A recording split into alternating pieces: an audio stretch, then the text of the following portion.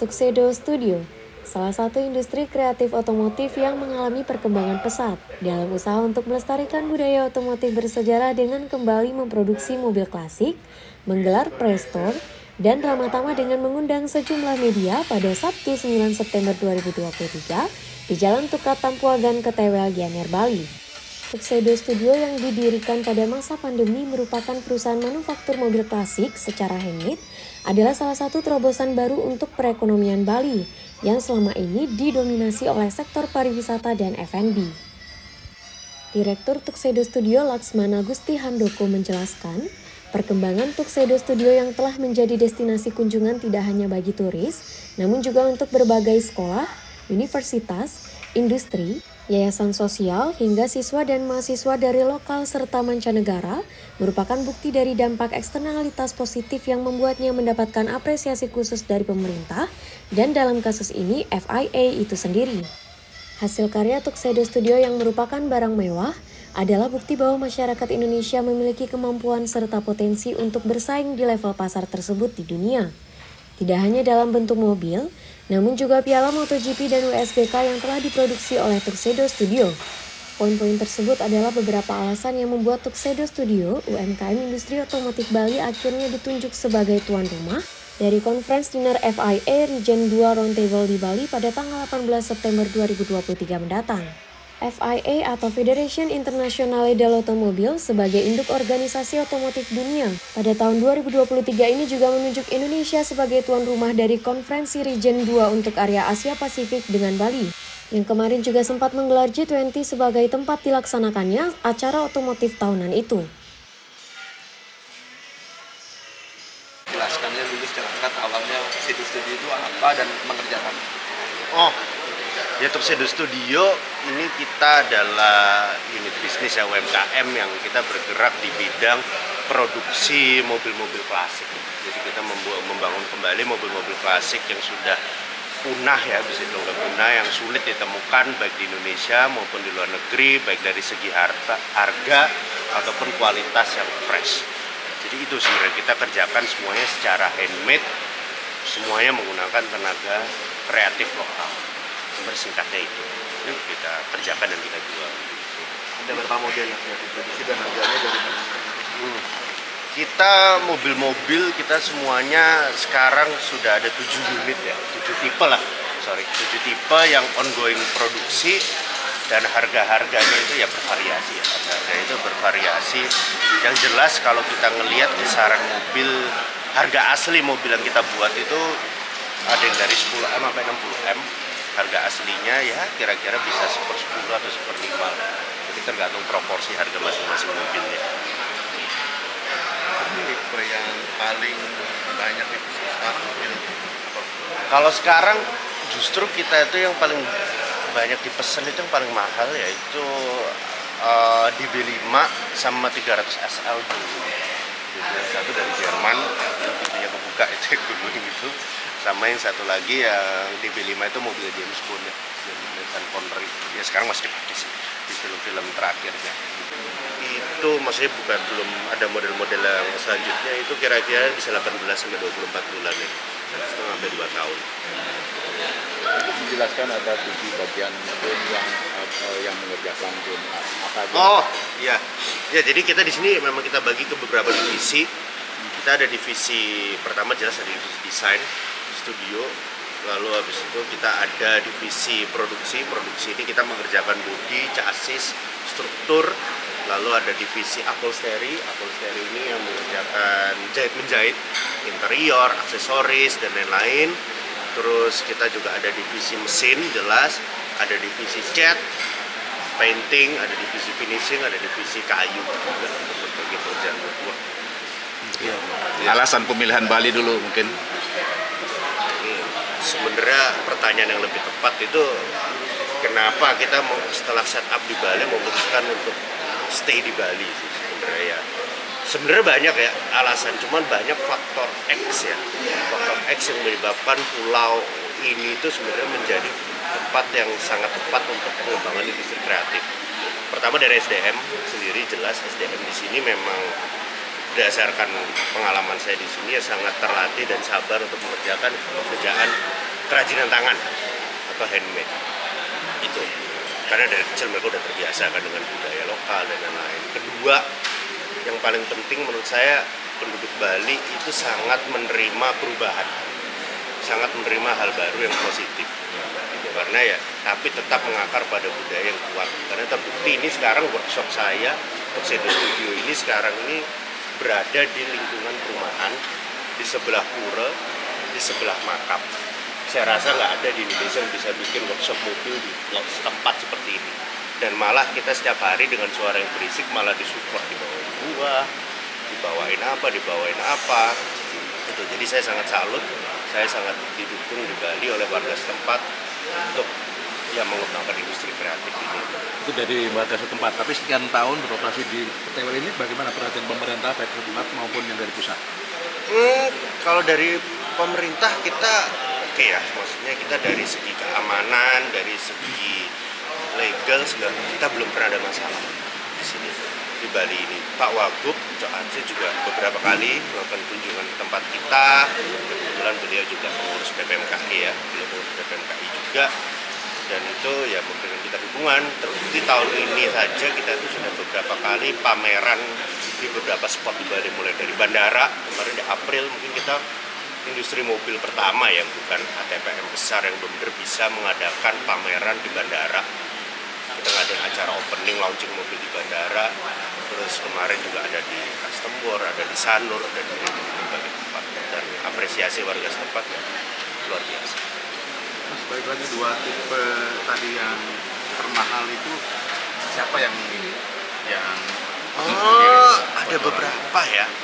Yang jelas kita mendapatkan dukungan besar dari IMI, Ikatan Motor Indonesia, terutama dari Pak Ketua, Pak Bamsud, dan Pak Sekjen, Pak Saroni. Itu mereka berdua, beliau itu adalah dua klien kita yang paling pertama.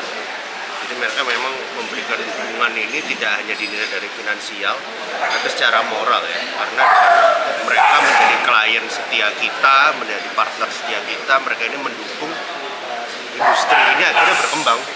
Dari yang awal kliennya cuma ada, dari awal yang pegawai kita masih 20 orang, pas Pak Sahroni beli, sampai sekarang kita udah berkembang jadi 80 ya. Itu dua orang yang bisa saya sebut ya. Jadi bukan nilai finansialnya sih, tapi memang ada artis yang pesen di antara ada. Kalau artis yang beli dari kita itu Mas Raffi Ahmad, kita beli Speedster 356, itu dapat ke sini bener tanpa nawar, langsung cash ambil waktu itu, dan sekarang kayak sering pakai nih TikTok atau apa gitu ya. Dari bingkul ini buka sudah berapa diproduksi? Kalau dari sekarang kita ongoing ada, kalau sekarang kita tahun ini kita 9 unit kita keluar 2023, kita rilis 9 unit, tapi overall kita ada 15 unit lah. Ada 15 unit selesai, 12 unit terjual, masih ada 3 unit stok. 9 aku sudah dikirim. Oh, yang 9 unit tahun ini yang baru, yang sudah jadi 4, 2 sudah dikirim, 2 ditaruh sini sih, taruh Bali gitu. Cuman intinya 4 unit sudah deliver. Target kedepannya apa? Target ke depan jelas kita di sini kita akan berencana membuat mobil orisinal kita sendiri, mobil brand untuk Sedo Studio sendiri, karena semua ilmu yang kita dapatkan dengan membuat mobil-mobil yang terbaik ini sayang kalau nggak kita manfaatkan untuk membuat mobil nasional ya, mobil nasional. Tapi benar-benar bukan assembly, benar handmade dari nol. Desainnya pun juga dari Indonesia. Mungkin ada kendala izin atau apa segala macam? Lebih ke arah sekarang industri mobil ini, manufaktur mobil ini masih dianggap sebagai industri di Indonesia, industri yang besar, industri yang masif.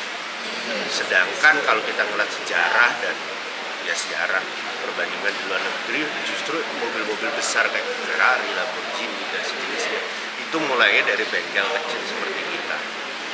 Jadi ya contoh paling simpel, sekarang saat kita membuat mobil handmade di bengkel di rumah, bukan di daerah industri, ya akhirnya masih payungnya ini masih dicari gitu, payungnya mau lewat Kementerian Perindustrian, Kementerian Perdagangan, Kementerian Koperasi atau UMKM, Kementerian Olahraga. Akhirnya sekarang sementara ini kita dinaungi oleh IMI, oleh Ikatan Motor Indonesia, dan setelah ini oleh FIA,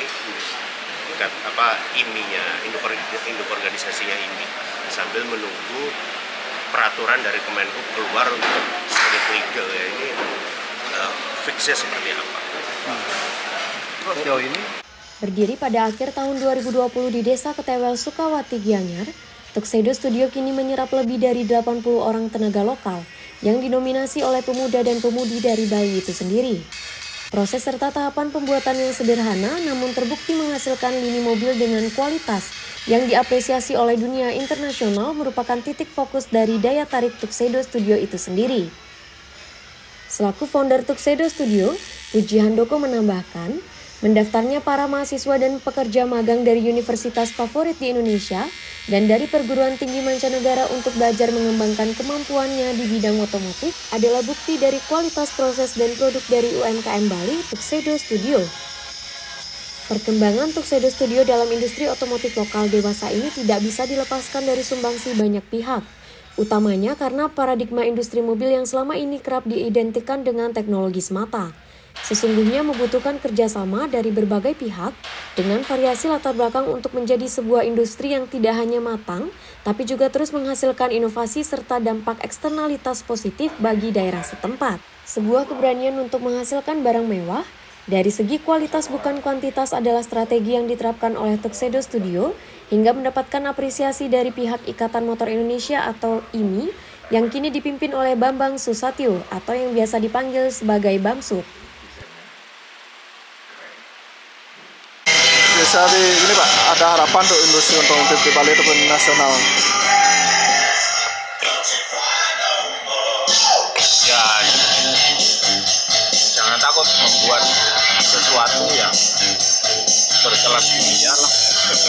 Nggak usah nanggung-nanggung. Ya kan, gitu aja. Terus, ya, terutama untuk anak muda-muda ya. Yang sarjana atau apa ya. Biasanya kan kita ini, biasanya orang kan lulus, duduk di meja, buka laptop, ya.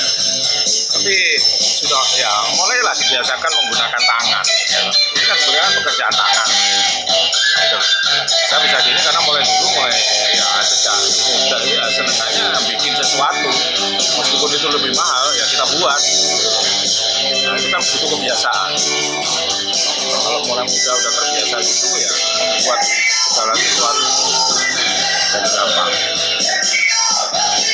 Salah satu saya dulu masuk kuliah jadi arsitek itu karena saya tahu arsitek itu kan banyak terapan, ilmu terapan, langsung gambar, jadi kelihatan. Memang nggak banyak teori. Kita harus berani mencoba hal-hal ya, baru. mencoba hal baru kan. Yang senang bikin hal baru lah. Nggak harus kayak gini kan, mau macam-macam, satu macam lah yang bisa kita wujudkan hal baru.